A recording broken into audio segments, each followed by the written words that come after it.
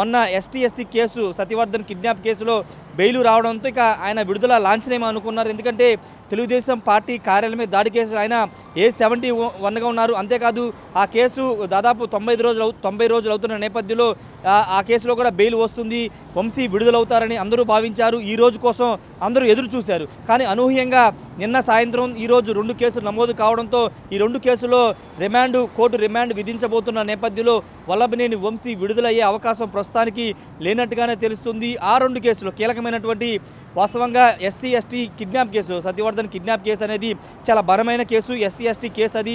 ఆ కేసులో 90 రోజులు పూర్తి కావడంతో బెయిల్ అయితే మంజూరైంది. కానీ అనూహ్యంగా తెలుగుదేశం పార్టీ కార్యాలయం దాడి కేసులో కూడా ఆయన A71 ఉన్నారు కాబట్టి ఆ కేసులో కూడా బెయిల్ దాదాపు ఈరోజు వచ్చే అవకాశాలు ఎక్కువగా కనబడుతున్నాయి. కానీ అనూహ్యంగా ప్రస్తుతం 2 కేసులు నమోదు కావడంతో ఆ 2 కేసులో రిమాండ్కి వెళ్ళే అవకాశం అయితే కనబడుతుంది. మరోవైపు వల్లభనేని వంశీ ఆరోగ్యం కొంత ఇబ్బందికరంగా మారింది. ఆయన జైలు నుండి బయటకు వచ్చిన ప్రతి సందర్భంలో, కోర్టుకు వచ్చిన సందర్భంలో కాలుతో కుంటుతూ నడుస్తున్నారు. అంతేకాదు విపరీతమైన దగ్గుతో ఇబ్బంది పడుతున్నారు.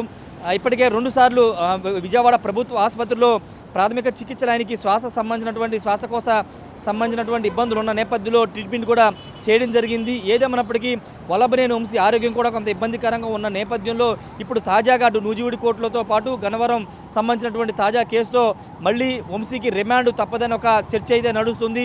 ఒకవేళ రిమాండ్ విధిస్తే కనుక మరో 90 రోజుల పాటు వల్లభనేని వంశీకి బెయిల్ వచ్చే అవకాశం లేదనేది న్యాయవర్గాల్లో వినిపిస్తున్న మాట. మరి చూడాలి.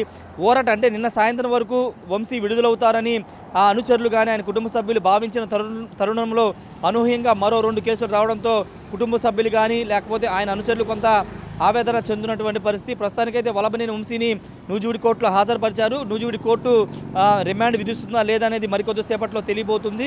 ప్రస్తుతానికైతే వల్లభనేని వంశీ కొంత ఆరోగ్యం ఇబ్బందికరంగా ఉందనేది ఆయన కుటుంబ సభ్యులు కూడా చెబుతున్నారు.